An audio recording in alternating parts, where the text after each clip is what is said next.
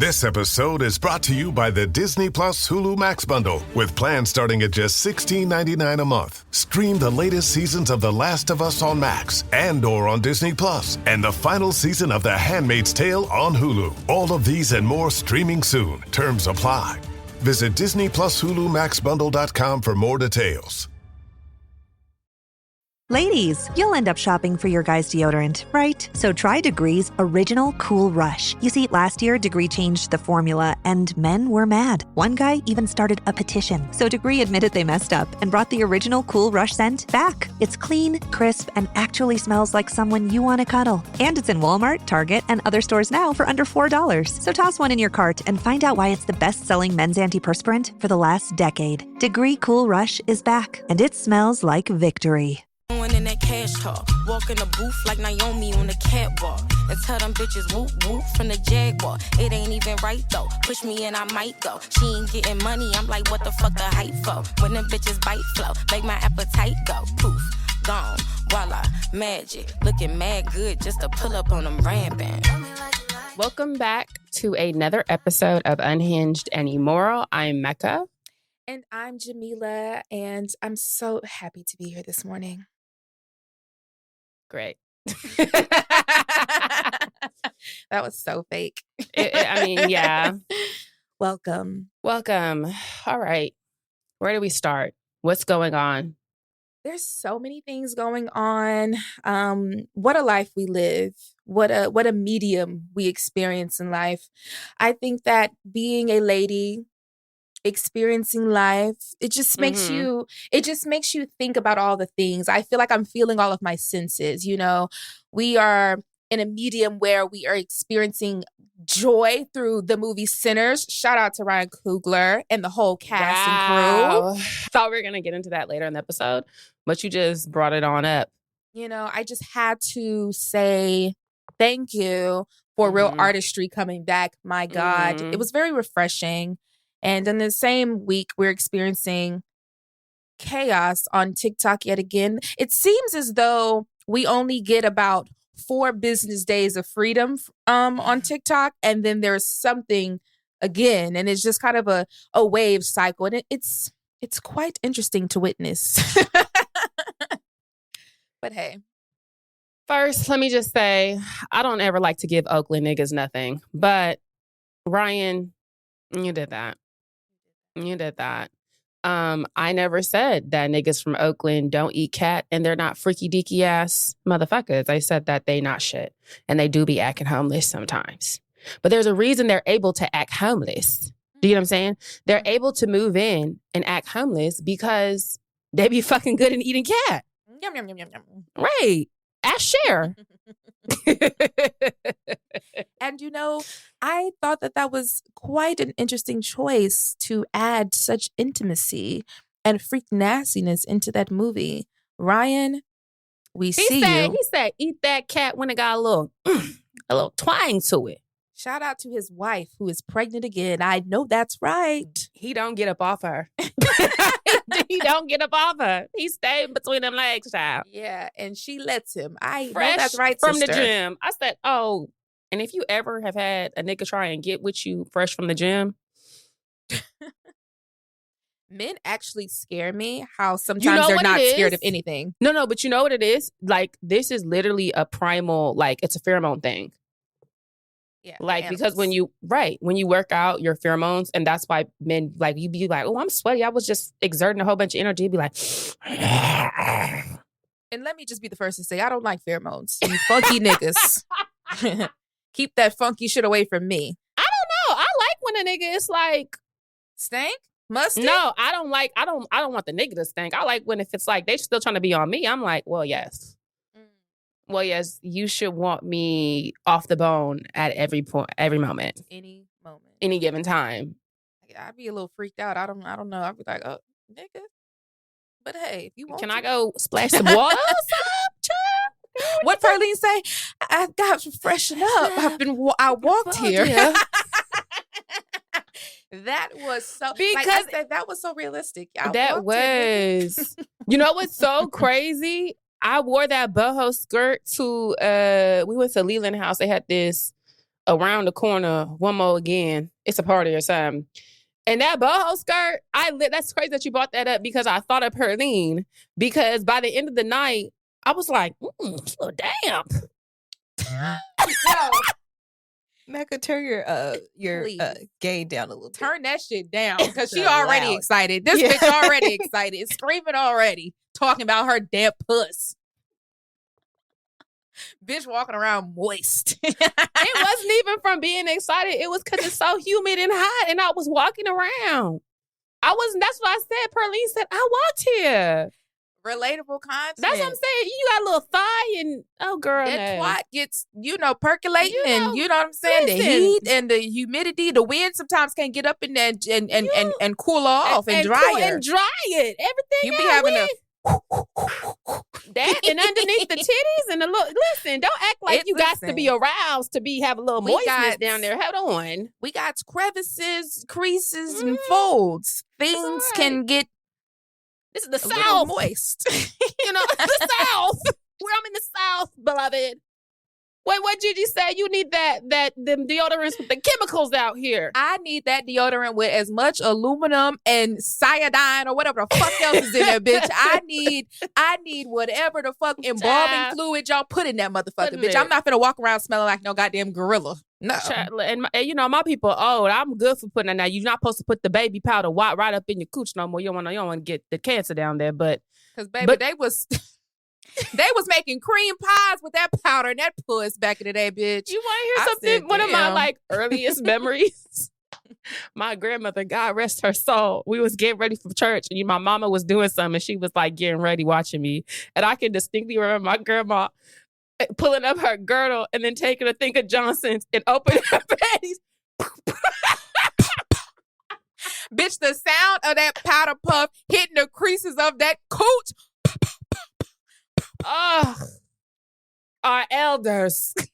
It's some bitches on TikTok right now trying to bring the talcum powder back. And it's like, bitch, I get you. Wait. I'm not finna be powdering my puss. I ain't gonna lie to you. Listen, hold up. Because a bitch like me ain't never let a dusting powder go. I don't give a fuck. I use a White Diamonds dusting powder. That shit is thorough. It keep you dry, bitch. I don't give a fuck.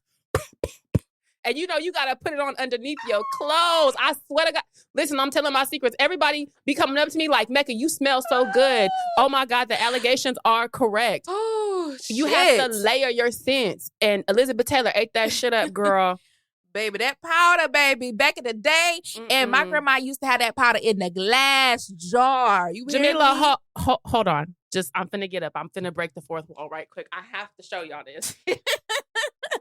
I know this bitch finna bring back this damn jar. If y'all ever doubted I was really raised by old people.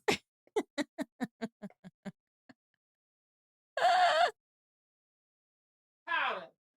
That bitch finna go powder right now. Oh my God, dusting powder. We're talking about my theories, my things. You be having to put it on to make that spank roll up too. That good. You see everybody talking about my grandmother's girdle. See, I don't wear a girdle. That's how you don't get them runs and them pantyhose. See, listen, they don't know. Y'all be too greased up under them pantyhose, wondering why nothing is rolling up. And you got all these long ass nails. They sharp. They cut in the pantyhose. Then runs in the stockings. Talking about some damn shapewear is fat phobic. Oh, girl, I don't give a damn. Listen. I don't give a damn. I'm just going to have to be phobic. Sometimes I need it to be. Sometimes you need that. Me, myself. I'm speaking for me. Speaking for me. I need that back row to be slim. I'm not talking about nobody else. I want things to be smooth up under. I am what did that little heifer call me? A stubby body bitch. I do want to be. Oh, okay. Y'all thought I didn't see? Elongated. Well, God forbid a bitch is short and stacked. God forbid a bitch like me be just so goddamn deliciously thick and 5 feet even. It was funny though. I said, Stubby. Stubby? I said, now why am I getting so much backlash? Hold on. Whoa. I'll be real. I made my little video. I still don't know what the hell going on. And they done added they done added 3-4 more characters to the mix. I don't give I said, take me out of this, baby. TT don't know what's going on. But hey, that's what we're talking about, clapbacks today. And that's what you got to do. Sometimes when people come for you, whether it's provoked or unprovoked, you have got to know the art of the clapback. Right. Sometimes y'all really let me down with the way you clap back. And it's really imperative that you know how to do a good, nasty read. Let's get into it. So let me say this as a girly who was raised by the old shady church ladies. Nice, nasty. The reason that we were cackling so hard at Stubby Body Bitch is because that was a good old school read. It really was. She didn't get too deep into anything. People knew exactly what she was referencing about Jamila in terms of her being short and stacked. And it was very simple. That is important when you are trying to read. I feel like when you have to go deep and start picking and calling folks ugly and doing all this, you can't really read. It should be something and it should be something that's kind of true. You get what I'm saying? It should be rooted in truth and something that's almost like not insulting, but you twisted it and made it insulting, i.e. Stubby Body Bitch. And here's the thing about Stubby Body Bitch. Saying it fast like that makes it Stubby Body Bitch. Stubby Body Bitch was, I had to laugh because it had nothing to do with anything that we were talking about. It was so fucking random that I know you didn't think I was going to do anything but laugh. Like, now wait a minute. All right. You know what I'm saying? But I will say it's interesting being on this side of things. When you develop a platform like I have, you really can't even do too much because I could have gone there and I could have responded in many different ways. But then I would have, been mean girl Jamila. Jamila's a mean girl. Y'all know Jamila's a mean girl. Oh, okay. So I had to keep it cute. But when it comes to reading people, what's important to know is that you really have to understand the read has to make sense and it has to be true. You can't call somebody who is obviously gorgeous ugly in a fight. Like, that did not eat because that girl is pretty. You know what I'm saying? Like, you cannot lie just because you are being beat up. You know what I'm saying? Like, you have to be an honest digger for the reads to really hit. What are some of your favorite celebrity clapbacks, Mecca? I mean, I'm going to be real. I'm pulling from the Housewives. And keeping with the theme that the best reads are things that are true that you just flipped and made not only an insult, but making it funny. I think also the art of reading and like throwing shade and being funny is it has to, one, catch the person off guard and even make the person laugh. It has to be, because it has to be rooted in truth. So it's not like, oh, well, that's a lie. Like, for example, buy wig. Okay. And you see how there's nothing Kim could say to that. Because it's just, and it was just simply so silly. It's just, and it's so silly. Buy ashy. By ashy. Them zooming in on Kenya, and she was in fact, and she was indeed ashy. A little ashy. It has to be rooted in some truth. And I feel like personally, ashy, like things that are adjectives to describe someone versus going at someone's being. Those are the best reads. And then you still can be considered funny and not technically mean. Like, to me, I don't like physical reads. Like, I'm not necessarily a fan of those when we start getting into picking at people's bodies. There's just too much to pick at. If you look at someone, to go for like weight, body, whether you find them attractive, hair texture, because you can talk about someone's hair without being texturous. Clock that. If you saying someboody hair look a mess is not the same as you saying something that's very obviously bitch. Right, texturized and stuff. Like, okay, two different things.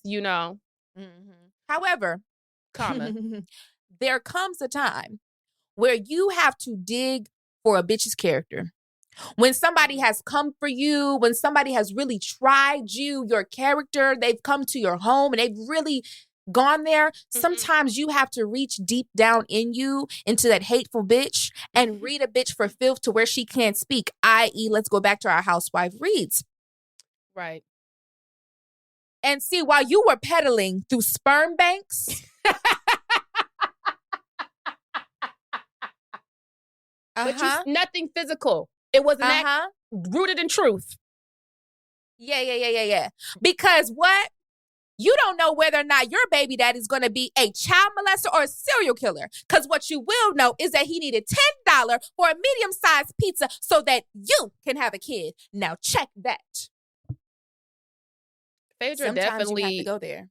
definitely practiced that, and she was waiting for that. She was waiting to let that go.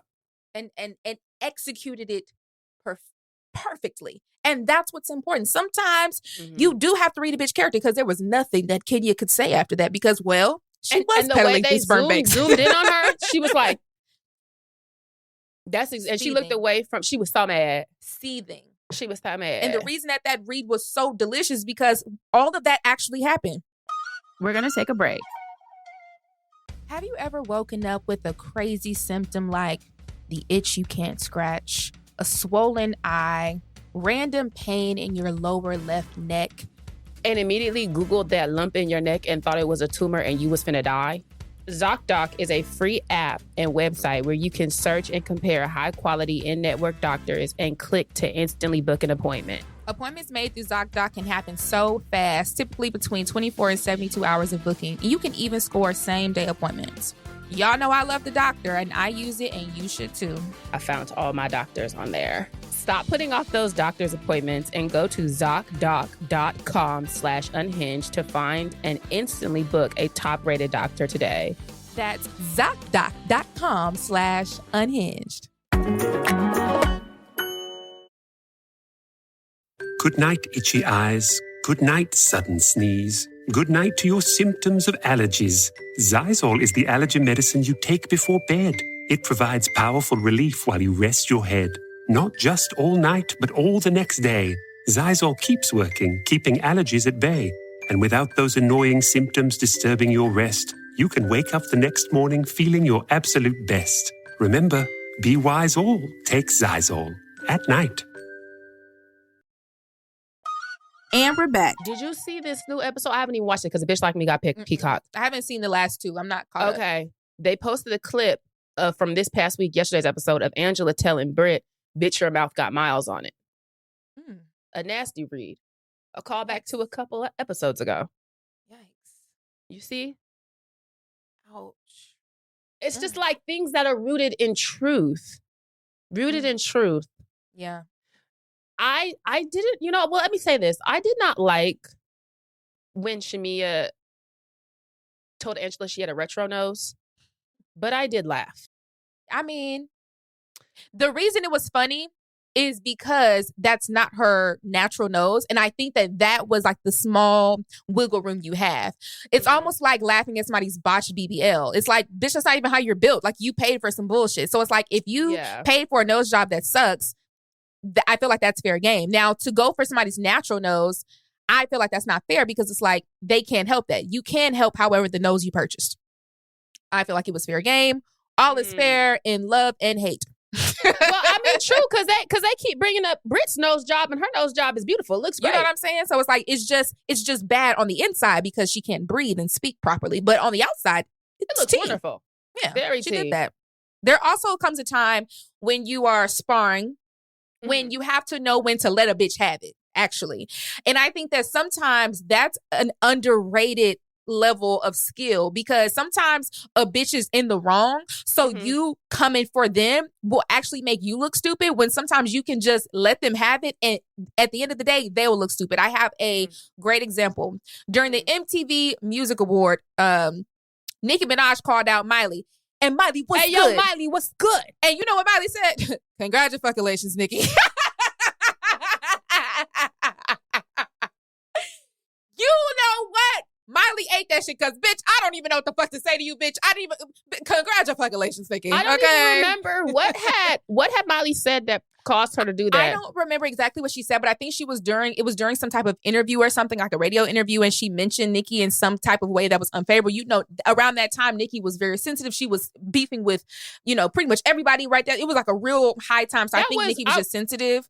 So that was before Cardi, though. That was before Bodak Yellow. That was. I believe so, yeah. But it was still like fresh off the bone. Like she was very much right there. Yeah. And so Miley's response right there, honestly, I feel like kind of ate her up, even though she didn't like go off. It's like, Nicki, you know how it is. We do interviews, the press, congratulations. Like, girl. Because there comes, like, what else could you say in that moment? Like, you weren't prepared. You're startled. Like, sometimes you have to just let a bitch, you know what, bitch, I'm going to let you have that. And it's still just as funny. Like, I live for those moments as well. When you have to let people have it. When it's just like, I'm going to just let you have that one, sister. I mean, what we're finding is the more eyes you have on you, the more you got to let people have shit, child. Mm-hmm.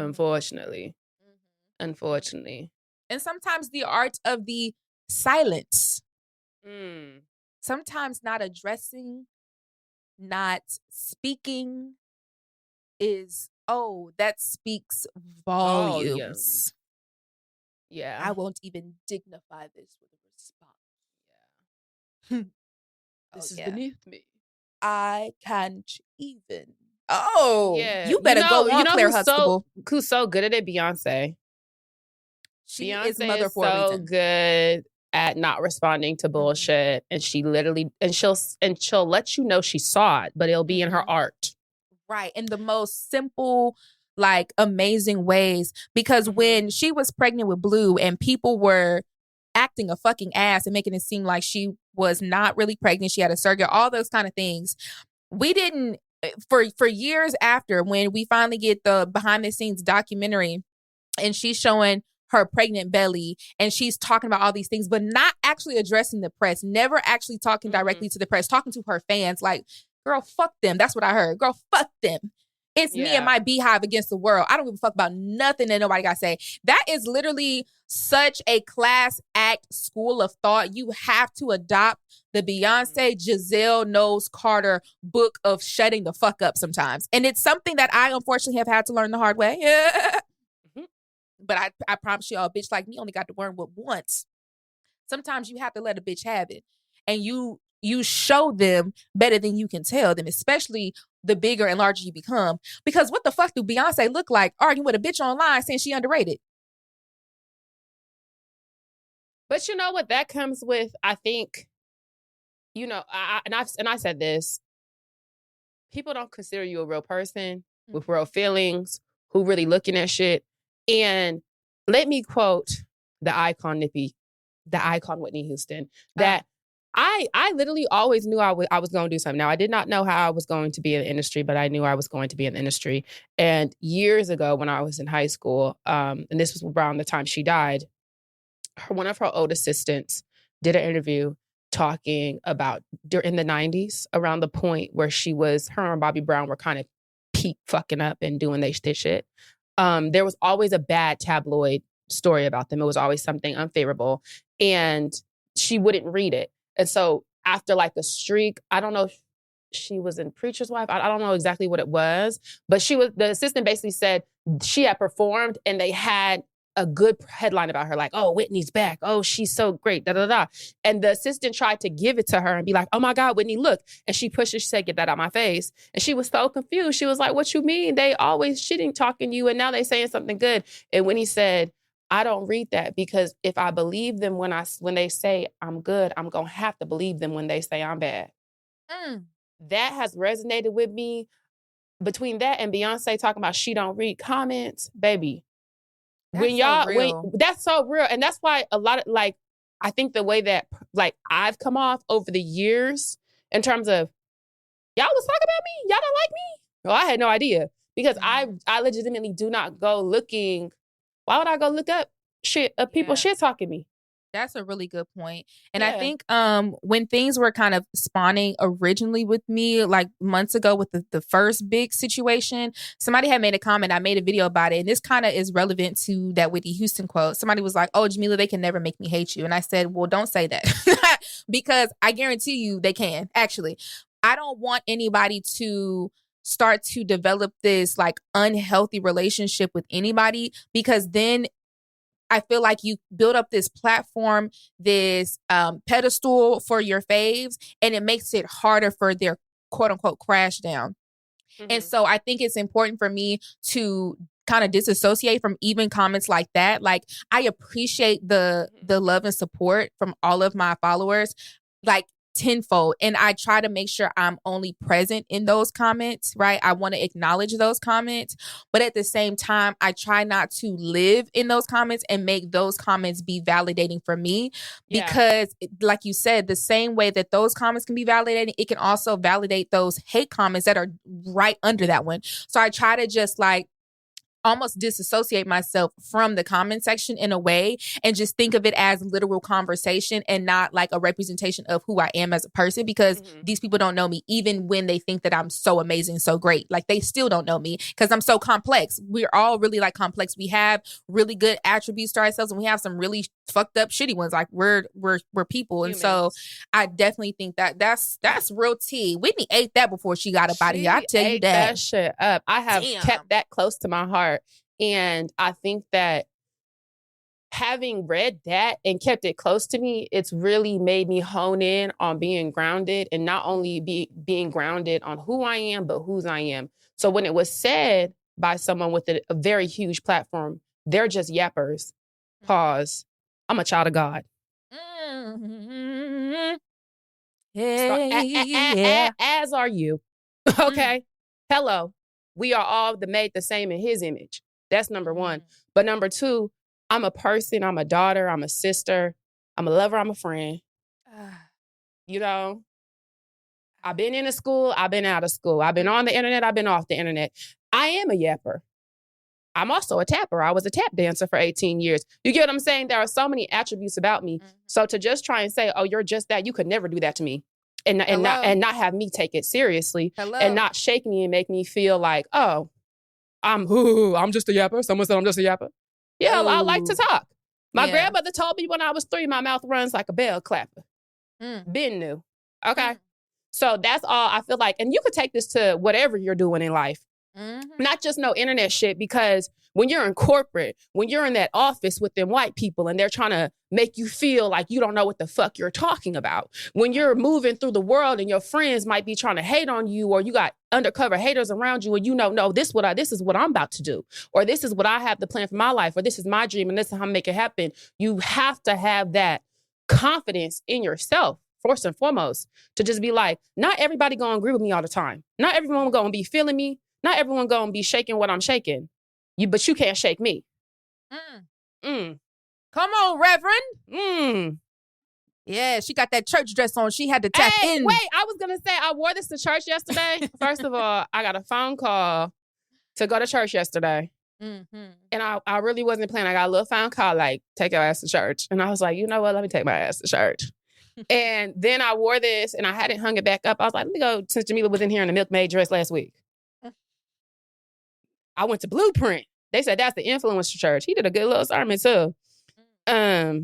He must have left some preach on it. Preach. Child, yeah, no, that's really a word though. You really have to compartmentalize the conversations that happen on the internet when you are trying to be on the internet.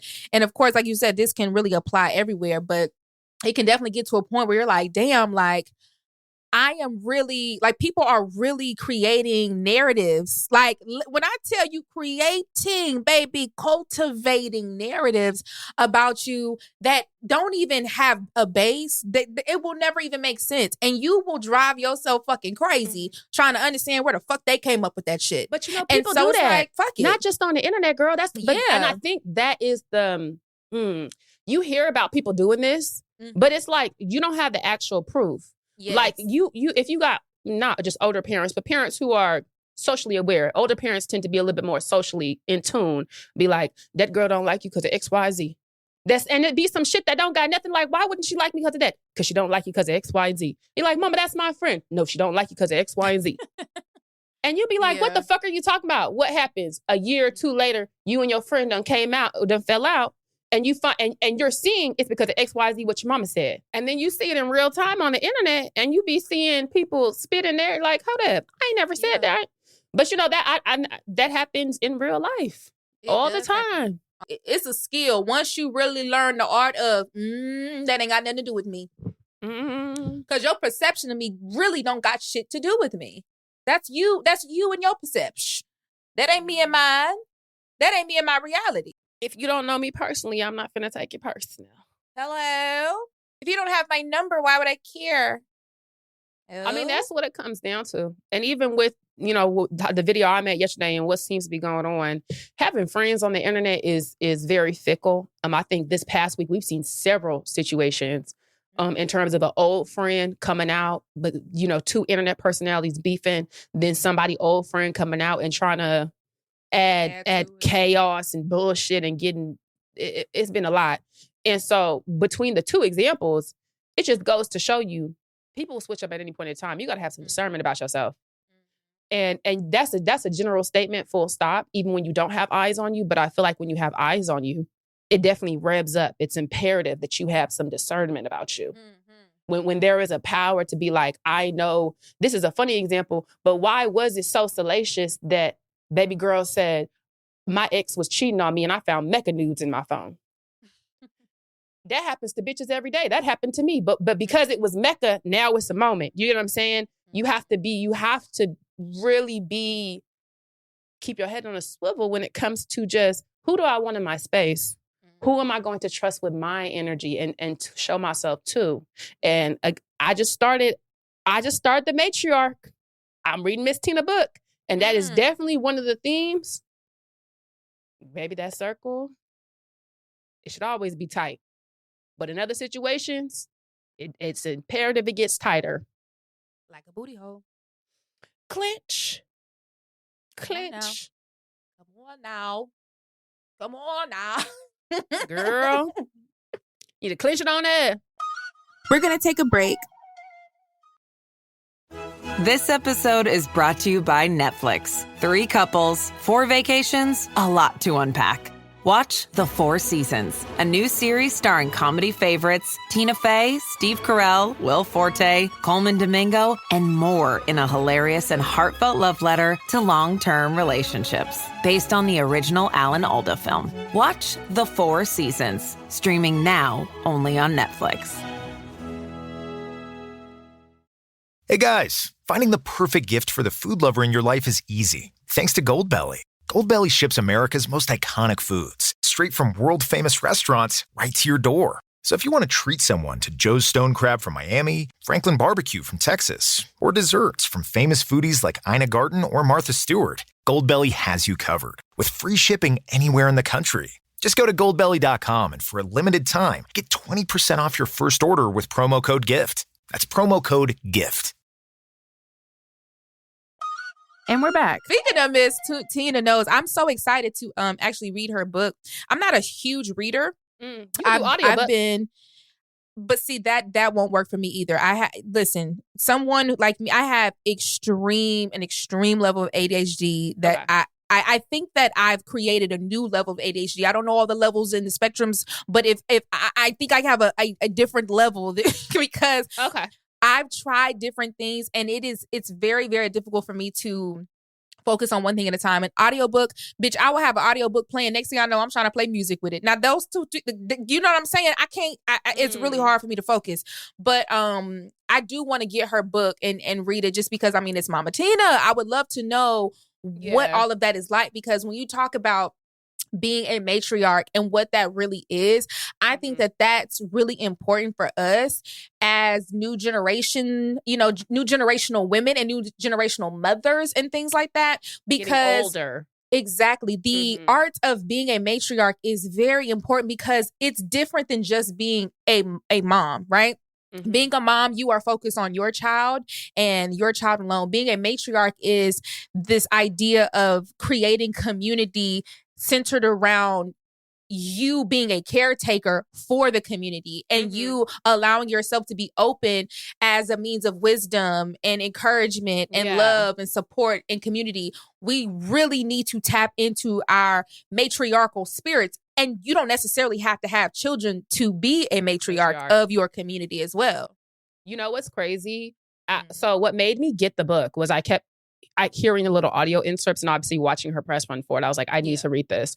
But the way she speaks, I said, oh, she really is a matriarch. Because if you just look at Mama Tina, since she's been on Instagram the last decade, notice how all of Black Hollywood kind of will be like, oh my God, I love Miss Tina. And it's never having anything to do with Beyonce. It's like, obviously she's Beyonce's mom, but I remember is it Little Rel had done an interview and was like, oh, I had to call Miss Tina and ask her some advice. That I'm like, Miss Tina Mama Tina is, she really, and then Mama Tina. And then you like see how she be at all these events for all these Black people doing all these things, independent of Beyonce. Yeah. It just be her showing up and stuff. I'm like, oh, you really are like a true matriarch. Mm-hmm.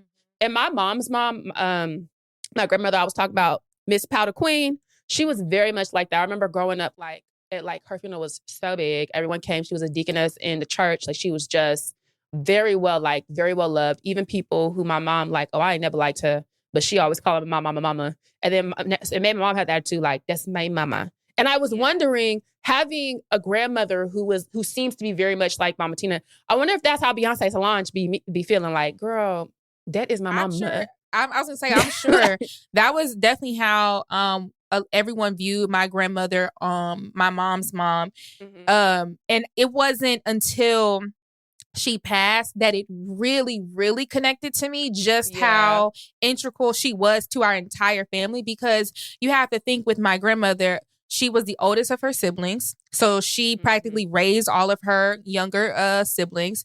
She, of course, had her children, which she raised. She raised her cousins as well. Like, she raised the majority of my family, and everyone looked to her for guidance, for support, for food recipes, for fuck sure, and just things like that. Like, she was that person, like, that was the center anchor of our family.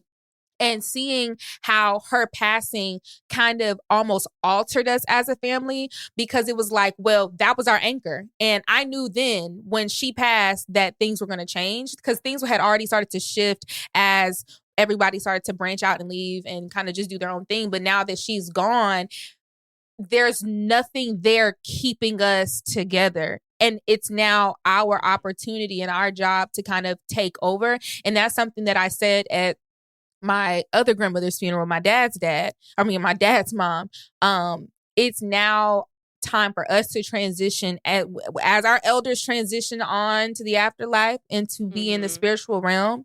It's now time for us to transition and to take over their places. You know, my parents are now the grandparents. Yeah. Me and everyone in my generation are now the parents. So we have to take up space and become what we want. If that's what we want, if we want the childhood that we grew up in, we have to be do that and provide transition into the roles. And I think that maybe that's the piece that, like, our generation is lacking in, simply because the structure is so different in this day and age in terms of when people are even having kids. You know, you have a child, I don't. And I don't plan on doing that for a while if I do. Yeah. You know what I'm saying? Like, so even the time in which we transition, if you think about 30 years ago, our parents' peers, then people was having kids in their early mid-20s, married, settled down. They were transitioning into certain roles much earlier, whereas you have, you know, us kind of joking, but not joking, like, oh, I'm a 29-year-old teenager. Mm-hmm. Whereas 30 years, in the early 80s, it would have been like, bitch, you damn near... Yeah. Use the grandma. Like, you know, not the grandma, but so much has shifted. Yeah. And so I think, like, even me starting to read that book, but even this conversation now is like solidifying the thoughts that I was having in terms of, us taking auntie and shit as an insult, let it go. Like, let it go. It's time, because if we're going to uphold the type of communities that we were raised in, we are that age. Mm-hmm. when I think about my aunties, and I won't use my aunties because my parents are older. But when I think about the people who were aunties in my family across the board, because I grew up in the type of family, like we're Southern by way of Chicago, Evanston, Louisiana, but we kept a lot for years until people started dying off. We used to do cookouts and family shit and all the time. Now it's like, I can't look at my daddy got dementia. And my auntie is the one who is our anchor at this point. She's getting older, right? So it's like, if we want that, then it's time for me to step up. It's time for Darrington to step. It's time for Dave to step up. We got to plan it. And who is the people planning it? The aunties and the uncles. Who's on the grill? The uncles. Who's telling the kids to sit the fuck down with a drink in her hand? Auntie Mecca. So that can't be an insult for me. It just simply can't. There's something that's happening to us as a people with this almost refusal to age and to grow and to transition. You aging and, getting to... You transitioning to be middle-aged and refusing to acknowledge the fact that you are an auntie is saying a lot about your character, I think, because it's almost a refusal to be a part of a community.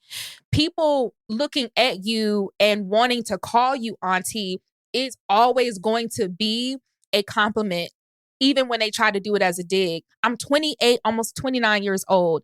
Someone who is 15 looking at me, calling me auntie, is not them being rude. It's them paying respect and complimenting me because they feel that element of community towards them. Because if your parents are a certain age, I was taught you put a handle on shit for folks who are older than you. Now, if you're a little bit more familiar, it's a family friend, the handle is auntie. If I don't know you, the handle is Mr. or Mrs. I was never allowed to call adults by their first name growing up. You following me? When I was growing up, if there was someone my age, a 29-year-old as a child, even as a teenager, it would have been, and my cousins, because again, the age discrepancy, my youngest cousin, who was the baby in my family until I was born, was 24 years old when I was born. Mm-hmm. You following me? Mm-hmm. Old enough to be my mama. Yeah. Even she was an adult. I grew up calling her cousin Jerry. Same with my cousin Vanessa. That's an adult. That's an adult. She is older. That's an adult. Well, and I think, clock that. With us not wanting to age and use these handles, the children are losing that have a lack of respect. We're wondering why kids aren't respectful. Why they be the babies be 2-3 years old calling grown adults by their first motherfucking name with no handle. So you gonna think there's a level of equality there, because and that I can pop my shit at you when I get to be 6, 7, 8. And now you looking crazy. Why he talking to me like that? Because he thinks you're equal. Because she thinks you're equal. There was never, you don't have to, and this is to the gentle parents, not the passive parents. There's a difference. You can create that authoritative dynamic with kids without beating their ass. And don't let me get on my soapbox. You see what you do. That is my ministry. I'm saying, but you see how you create that with children without whooping their ass? I can remember this man at church almost got me in trouble. And he said, I'm going to stop because I ain't going to get you in trouble. He had to have been in his 20s at the time. And I said, what's your name? He said, Greg. So I said, hi, Mr. Greg. I was probably 5. He said, no, don't call me that. Call me Greg. I'm young. Da, da, da, da. And my mama was within earshot. And she came over and she said, and she just looked at me. And I said, it's going to be Mr. Greg. Mr. Greg. And he said, oh, I can see you, mama, don't play. I ain't even trying to get you in trouble. But just thinking about that moment, being so young, I always had a dynamic of, okay, there are people who are above me in some situations. And my parents didn't, Darrington got whoopings, but Darrington's a different, you got to parent your children accordingly. I didn't get whippings like that. You know what I'm saying?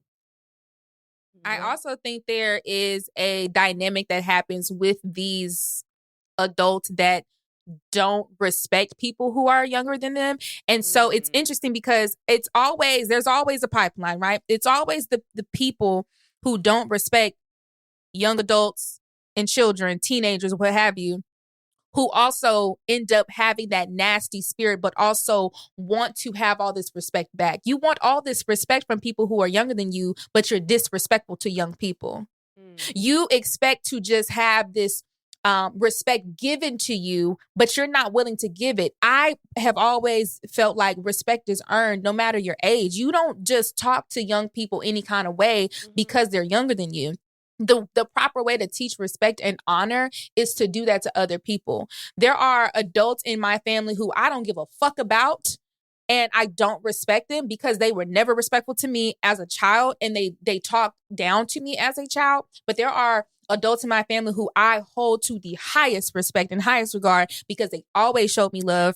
They always showed me respect, even being my elder, even when they needed to correct me to something, there was a level of respect in doing so. And I think that is the responsibility on you as a fucking adult. You and your grown ass need to learn how to properly correct people who are younger than you or how to speak to people who are younger than you. And let me tie this back into the internet real quick.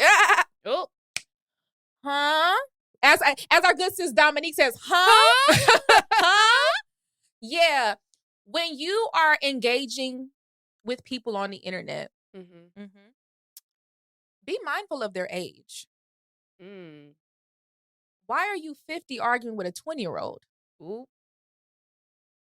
Oh. Okay. Why are you engaging with people on the internet in a nasty way and they're not your age mate? You should consider that. All things considered. Ooh. Because also sometimes when you put things in perspective, it'll be easy for you to let the fuck go. Well, that stubby body 21-year-old bitch. calling me a stubby body bitch don't mean nothing to me. She's 21. Why would I sit here and go back and forth with a 21-year-old? It's sometimes okay to just let a bitch have it. You should consider the age of the people you are going back and forth with on the internet. And think about how it must look to the outside world being so grown, yet being so involved with people who are incredibly younger than you.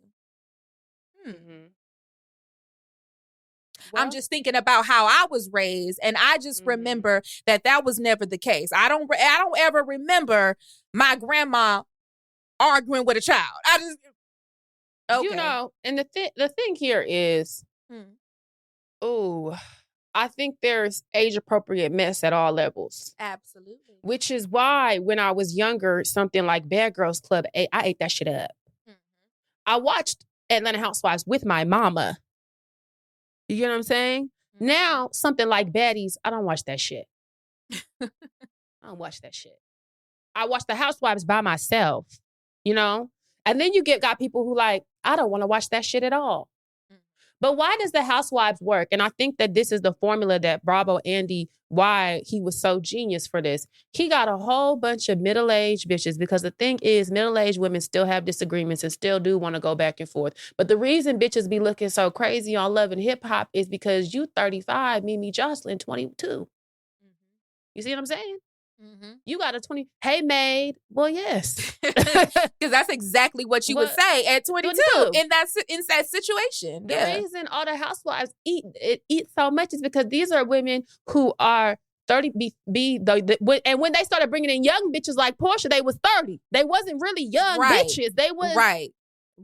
Clock that over 30. Ashley was 27 when she joined the Housewives, and when she tried to kick it with Karen's daughter that first season, Karen was on her ass. Because her daughter was 18, 19. She said, bitch, are you crazy? You see what I'm saying? You have to have some gusto about you and have some discernment, the word of the day, discernment, some sense. Just to be like, girl, this is not my realm. I am literally too old for this. Something that Shannon Sharp never said. Oh shit. Gad. She really did. I wasn't ready for that shit. I thought we was talking about women's business. All things connected. All things we connected. all connected. All things are connected here in this interwebs. Yes. I suppose we can spin it after that. Bitch, I ain't got shit else to say to that. Let's go ahead spinning, child. I ain't got shit else to say. We're going to take a break. Halliday presents, in the red corner, the undisputed, undefeated Weed Whacker Guy, champion of hurling grass and pollen everywhere. And in the blue corner, the challenger, extra strength Hannity. Eye drops that work all day to prevent the release of histamines that cause itchy allergy eyes. And the winner by knockout is Hannity. Hannity, bring it on. This episode is brought to you by MeUndies. Underwear drawers are like the Wild West. You never know what you're going to pull out or what shape it's in. So upgrade your collection with the buttery soft comfort of MeUndies. MeUndies' signature fabric is as soft as a warm hug from your favorite sweater. Plus, it's breathable and oh so comfy, making it ideal for all-day wear. Get 20% off your first order, plus free shipping on orders of $75 or more at MeUndies.com/Spotify. Enter promo code Spotify. And we're back. Welcome to our segment Spin It, where we put a PR spin on your salacious, messy, and low-down gutter butt situations. Now, full disclaimer, Jamila and I are not PR professionals. We just studied communications in college, and we love to put a little PR spin on things that we think are interesting. If you want to possibly be heard or have a spin put on your story, don't forget to email at unhingedandimoralpod@gmail.com. Do not forget to add your ages and your races because that really matters. Jamila, what do we have this week? Let's get into it. Hey, y'all. Y'all are my faves right now, sending all the love and support for the new pod. Been tuned in every week. I know that's right. Hey, girl. Here's my situation. Last summer, I started talking to this man, and we'll call him CJ. Me and CJ live about an hour and a half away from each other, and we're keeping in touch and sleeping together every time we are in the same city for about a year. We went to concerts together, and I grew to care about him and his career a lot. I am usually the ghosting type, so this threw me for a complete loop. My friends know me to keep a man or two on standby, and for a year plus, it's been only this man. Bad bitch down. CJ's issue is that he is very attractive and charming, and he knows it. Oh. I never tell him these things about him because my ego won't allow me to make it any bigger. We have a similar career goal and he has better access to it. He grew up in the city and I grew up in the sticks, and he always picked fun at me for this. So much so that it started to make me feel like a white person. Like, nigga, are we not both black? This is my first major dummy man-related situation. Anyways, I peeped something and I think he has a new lady. We were never exclusive, so I can't be super mad. But my ego, unfortunately, can't let me have one up on me. How do I spin this without posting a man to get my ego back? Trying to keep this real anonymous. What Boston Richie say? Help me. We've done one like this before.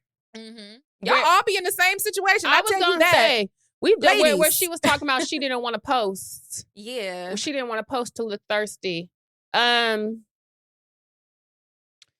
first of all, it feels like he's trying to humble you. Mm-hmm. Definitely. And I'm already not feeling that. Yeah, we don't like that. I already feel like him, if he's talking about you being from the sticks so much that it's making you feel like he's acting like a white person, like, oh, you're so country, you fucking nigga. Like, you know, like, yeah. that I mean, that's how you made it seem. Yeah, I already hate that. Mm-hmm. And so I'm already like, girl, fuck him. I did have a little bit of advice for her, though. What I was going to tell you is to use him till he's dry.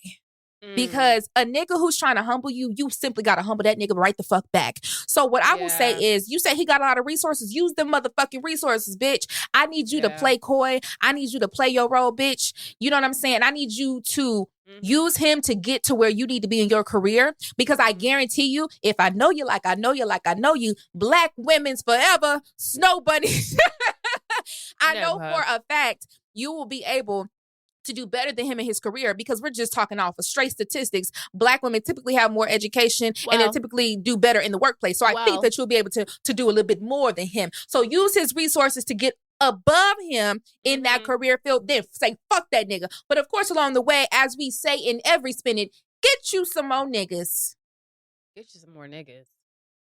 And the moment, listen, I think that women should be very vigilant on fucking with men who like want to humble them, because I'm really big on them red flags in terms of that's going to turn into something else. Him making little comments. So because like Jamila just said, the statistics say you going to do better than him regardless of where you're from. You know, that's just what the statistics say.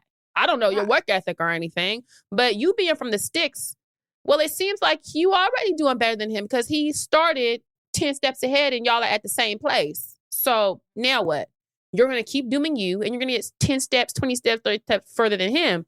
And what you're going to see happen if you keep talking to him, he going to keep humbling you or trying to downplay all your little shit. Oh, well, you're not doing this because, you know, you country or da-da-da-da and you country or they giving you because you're country. I feel like when niggas do that, they will also sabotage your career. Oh, like, absolutely. On purpose. Like, absolutely. Hell no. Hell no. And I won't say I never paid attention to that shit before, but I will say the moment motherfuckers started following on TikTok, the theme of this episode having an audience and a following you, I definitely became more aware of niggas who was trying to humble me, because it would be blaring and be like, oh, I don't give a fuck about all that. They love to, girl. I never said you did. Like, nigga. I never even approached you on no. I said that as someone who I never bring my following up. Like, if the dates I go on, I act as if I'm gonna, for all intents and purposes, it's the first date. You don't know nothing about me. I don't know nothing about you. So if you coming up here and trying to downplay my job, come on, let's call it what it is. My job. Hello. Okay, already I feel like, why did you bring it up? And the men who I have talked to who has gone somewhere have been people who, yeah, as now it's progressed, have been like, yeah, I mean, of course I knew who you were. I'm just fucking normal. And I was actually trying to pop at you. So it was not necessary to bring up what the fuck going on because, I mean, yeah, it's kind of hard not to see that part of you. You need to get you a man who's confident in himself and what he got going, who don't have an issue being potentially outshined by his lady or not being the main character in the relationship. Because when y'all are in that house together and it's just y'all, hello. What are you going to do then? But yeah, he sounds like a jackass. So I haven't heard anyone say jackass. So, ooh, let me trauma dump. Last time I heard someone say jackass was my parents in an argument when I was like a kid. And my mom was like, you know what? You're a jackass. I would pay money to hear Lindy say that. Mind y'all, Lindy doesn't cuss. So, like, I would literally pay money to hear her say that. Please. Oh, I know it came from the roots and the spirit of her. Mom cusses, it's like, first of all, you know, my mom's very articulate. She says every syllable. She's a teacher. So when she cusses, it'd be like, jackass. I need to hear it. So funny. If you, like, I've talked about this so many times. When she's mad at Darrington, she says every Darrington. It's like the funniest shit ever. Woo. Wow. Well, I don't have anything else to say to that goddamn spinning girl. You know what the fuck to do. Trick that nigga out. Check him out. Worst way. Well, yeah, in the worst way. If he's from the city, I mean, he been in the city. He a city boy. You should have been knew that. But also, sister, no shade, because you know I'm from, you know what I'm saying, not the city as well. You opposed to moving to the city? You trying to stay there or something? What's tea with that? Why you trying to stay in the country? Why you trying to stay here? Why you trying to stay in the country? Because and I love my country girls down. That's all me. But like the opportunities don't be there. Sometimes you got to move a little bit, even if it's just moving a little bit closer to the city. Like you are an hour away, maybe move 30 minutes away. Shit, I don't know. Like find a happy medium or something. Like maybe it's time for you to just elevate in general so that you can have more opportunities for your career. But also, hello, bigger city, bigger niggas. Hello, you only got a couple. You're not lying. I don't like the city. Even being like a Californian, like my daddy and my family from San Francisco, baby, I used to hate going to San Francisco. Still do damn near. I am not a city lady. I think that's why when I was like in Virginia and then Maryland and then like here, I really like having access to city things. That's why you gotta go to the burbs. Yeah, no. The burbs make so much sense. But even I'm not even gonna lie to you. The way Houston set up, you know, you can have a subdivision, and then you got 2-3 houses, and it's just horses and cows. Then it's a Dollar Tree. I like that, and I like Baltimore County is good for that type of shit too. Yeah, the county, all them houses up there in the hills and the forests and shit. Find you a happy medium. If you a real country girl, I know you don't necessarily want to be in the high rise. Probably you don't want to be in the wham bam like me fast life. Rise. You know what I was thinking though? I've been talking about this. By the end of the year, I will have a place in Atlanta, right? And so I was saying I've never lived in like a high rise apartment. Possibly, I'm thinking about that, but I really don't even want to do that. I want to I want a backyard. That's my problem. I need to go be able to sit on the porch. I like to people watch. I just want to That's all we damn do in the country, honestly, especially in Beaumont, child. It ain't shit to do in Beaumont, but watch other people not do shit. I miss it sometimes. I'll be there very soon. I'm so mad though. This has nothing to do with nothing. I'm so mad they closed down this club that was really popular. It was like a club, restaurant, lounge, the park at Beaumont. Before I even had a chance to go there. Now I got to go to somewhere else when I go down there. But anyways, that was just me complaining. You know, them country cities don't got much. So you know what's funny is that it doesn't matter where you live or what state, something Black people are going to do is go stand outside and talk. You notice that? Like that's what we do.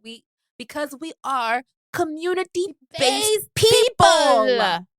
It's in our nature. Babes, when my dad, before he started showing signs of dementia, he had lived out here with me for about a year. When I say that nigga had found niggas his age and would be outside my apartment complex a little bit down the ways at the corner store smoking cigarettes and talking like, it's just like, you're going to find that wherever you go. Like, you're going to find that. And let me go ahead and say this as a woman who is not afraid, who has lived in the hood and is not afraid to live in the hood.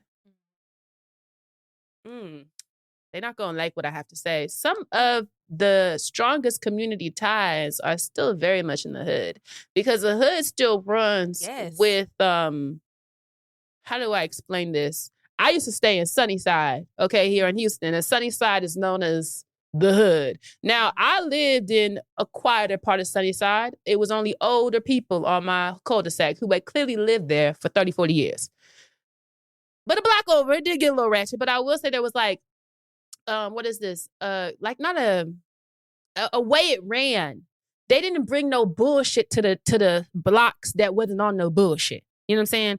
When there was parts that you could walk around, or old people go on walks, people just like in the suburbs, like people walking their babies around. Like the hood operates like any other community. And they knew each other. Like I knew people on my block.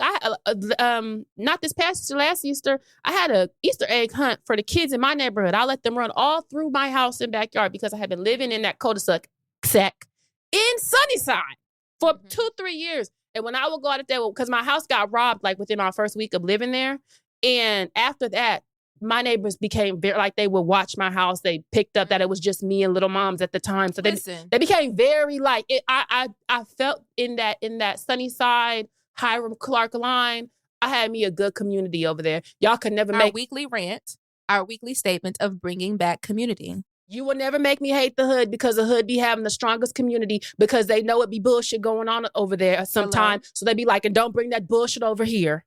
For real. Exactly. Your local corner store, they be knowing which kids to leave alone.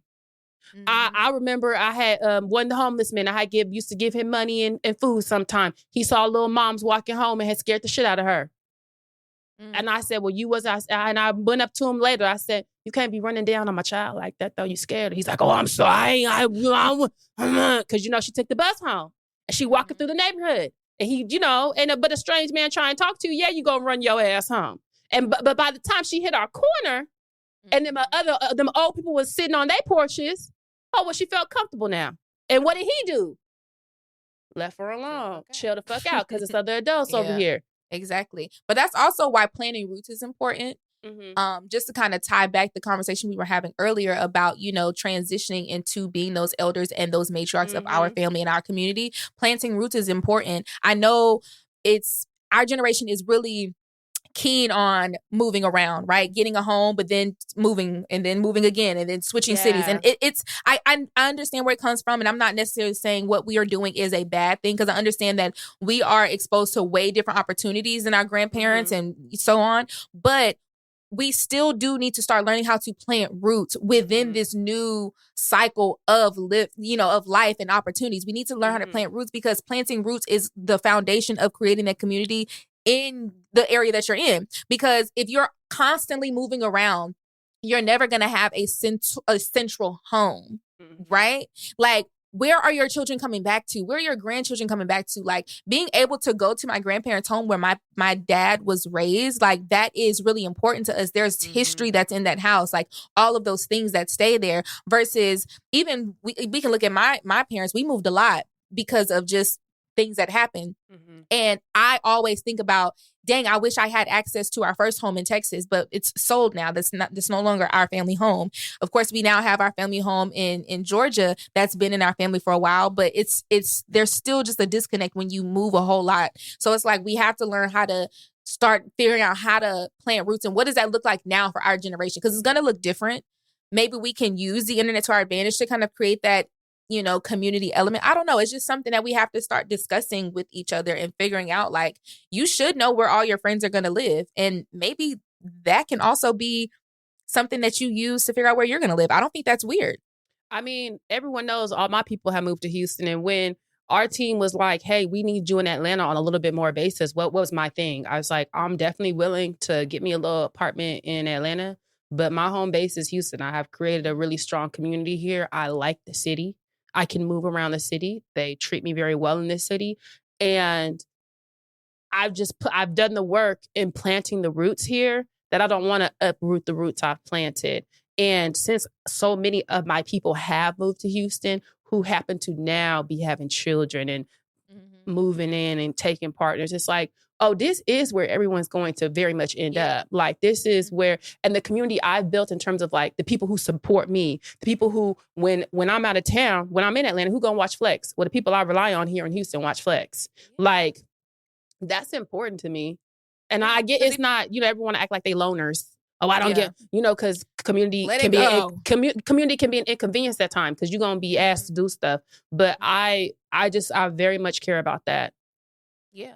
Because even when we talk about, historically looking at like the Great Migration, they weren't just leaving one by one. A lot of them were taking people with them, because how does it look for you to move somewhere brand new alone? It can be very scary. It can be very isolating. But when you look at how people moved in groups so that they can have people there to support them, and then even sometimes when they come back, like, even just looking at my family alone, there's a huge portion of my family that migrated to California.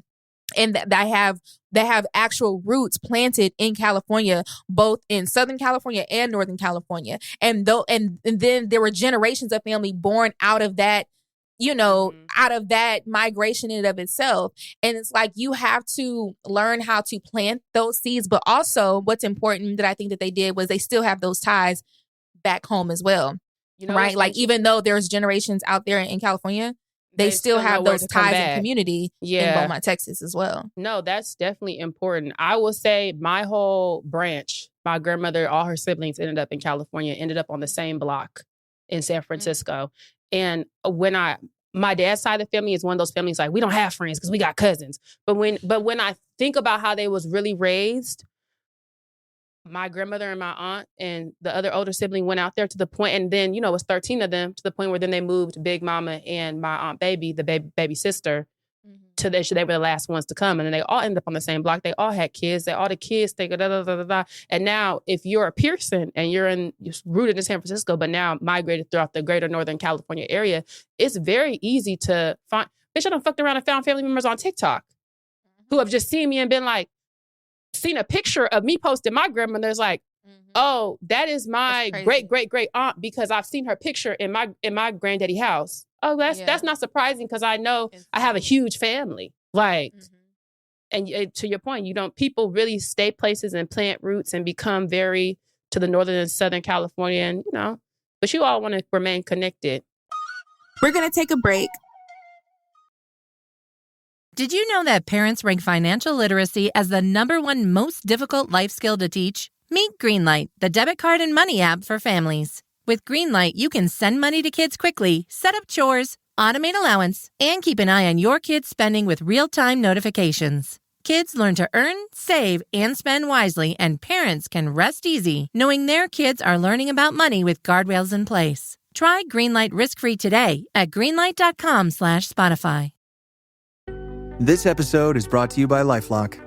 Not everyone is careful with your personal information, which might explain why there's a victim of identity theft every 5 seconds in the U.S. Fortunately, there's LifeLock. LifeLock monitors hundreds of millions of data points a second for threats to your identity. If your identity is stolen, a U.S.-based restoration specialist will fix it, guaranteed, or your money back. Save up to 40% your first year by visiting lifelock.com/podcast. Terms apply. And we're back. Okay, y'all, we're about to read some of y'all's comments that y'all have been leaving under our platforms. Be sure to, engage with the podcast. That's always our favorite part, reading y'all's thoughts and comments and things like that. Make sure you guys are subscribing, liking, sharing, doing all the things. Make sure you guys are also subscribed to the Patreon, $3 a month. Love you, love you, love you. But okay, we're going to get right into it. I'm going to read the one from Apple titled Dating Apps from 08 Elise. I'm so glad someone feels the same about BLK and Facebook dating. They are absolutely one and the same. I've cycled through all of them, and Hinge is where I've had the best luck. It's rough out there, LOL. Stay safe, ladies, and keep up the amazing work. Thank you so much. Yes, you got to be safe. Okay, Dr. 3KKO. Draco. Hey, beautiful ladies. I love y'all. Keep up the amazing podcast. My golden birthday is this year, Big 24 on September 24th. I need to get like y'all. So tired of this. Okay, please. VBBeast_B says, being born and raised in the 757, there is no in between. Either you mess with the military ones or you don't. But there's plenty of men in the 757 and up to the 804. All the way to DC and Baltimore. She could even go down south to NCAT. There's enough colleges she could have a good time and mess with some professionals if she wants to. Exactly. That's all I was saying. Jasmine.Heart26 said, them little work situations be something serious. Thank y'all for making me laugh so hard while stuck in traffic. You're welcome. Who is this? I keep scrolling out. Darrell. That's how you know I'm ghetto. Darrell. Darrell Bevel said She still said it. I'm saying Daryl. It's Daryl. Daryl Bevel said, one of the last books I read was Grace Jones's Memoir. So this Studio 54 convo is taking me out. Ooh, I need to read that. I was going to say, wait a minute. I need that. Need that ASAP after Miss Tina's. Sid said, IDKY, but finding a little Mexican shorty from BLK is so sack-coded. I feel so akin to y'all pod as a sack girl who happened to survive a Beaumont nigga. Ooh. Oh my God, that's so specific. Ooh, not a I hope it wasn't my cousin, baby. Michaela said, Mecca, not the Keys reference. OMG, you just unlocked a childhood memory so deep. The Barb's not gonna like this, but Keys in the dark with that bang and that jacket that was a bit too little ate the queen up, child. I'm crying. Okay, these are from YouTube. Ed Sherry412, MJ on a bachata beat, Mecca, prima mia, te pasate. Jamila was ready to flip a table. I'm crying. Ed, Sonia Sharma 9597. Mecca, now you know you're wrong for calling Michael Puerto Rican. My face felt just like Jamila when you said that. I'm crying, child, because y'all know I don't play by my mic. Love Puerto Rican. Ed Baby Girl 01, 3 a.m. not crazy. LOL. I'm up, so I'm watching. Y'all be crazy as hell being up, actually. I was like, Melissa, I did not know this really gets posted in the middle of the night because y'all be commenting. So I'm like, oh, it be up at 3 a.m. I had no idea. I'm crying. Ed Samantha Rotter 1061 said, the warehouse relationship has me screaming, Jamila, please. Because you know. Exactly. Ed Iana Gale 9872, Mecca at 533. Oh, really? Like you want to be pissed off on your birthday, girl? Had me rolling. LOL. At JSR_Cammy, the tennis match in the first 10 minutes. What? The tennis match in the first minutes of the episode is frying me. What? That's when we was going back and forth when you was trying to fry me for dating older people, but I was like, bitch, you date young people. But we were kind of going back and forth. The way I don't be remembering and shit we talk about, I'm and crying. And then when she was talking about when I said, oh, really? It was like, you had said you don't like being made mad on your birthday. And I was like, oh, really? Like, that's what she's saying. Like, bitch, who would want to be made mad on their birthday? Why are you acting like this is, oh, really? Because I'm so special. Ed Karan 09 said, no, seriously, I was fucking with an older guy at my job and I just had an epiphany one day. That motherfucker take 1075 just like me. What can he do for me? LOL. Cut that off expeditiously. The exact number is killing me. 1075, bitch. I'm crying. So crazy. But exactly. That's funny as fuck. But no, yeah. Exactly. But exactly. What can he do for you? Wow. Well, thank you guys so much for a wonderful episode. I guess we can give a couple of church announcements. If you know, you know. If you're already locked into the Patreon, then you already know this, but we'll announce it here. All of our Patreon members have early access to our merch. Yes, we have dropped our first thing of merch, but there is more to come. So stay tuned for that. But right now it's only available for our Patreon members because, well, you guys are special to us. Yeah, with a special discount as well. So if you want access to that merch, then guess what? You got to be a Patreon subscriber. So make sure you guys go ahead and check that out and make sure you put your purchases in with that 10% discount in there. And once you guys are good to go, we'll drop the merch officially for everybody, for all of our amazing viewers and followers very, very soon. But of course, we had to do something special for our Patreon members. Like, duh, you guys are giving us a little extra coin. You guys are supporting us a little bit more. So we want to show that love back to y'all. We're continuing our Insecure rewatch on Patreon. Yep. We're still on season 1, so we'll be doing episode 5 and 6 this week. Yep. And I think that's it. That's it. So thank you guys so much for watching, and we'll see you next Thursday. Bye. Unhinged and Immoral is hosted by Jamila Bell and Mecca. Produced by Melissa D. Montz and Diamond MPrint Productions. Post-production by Coco Lawrence. Production assistant by Melanie D. Watson. Music by Audie and Brooklyn Billionaires. And graphics by Claudia Choi.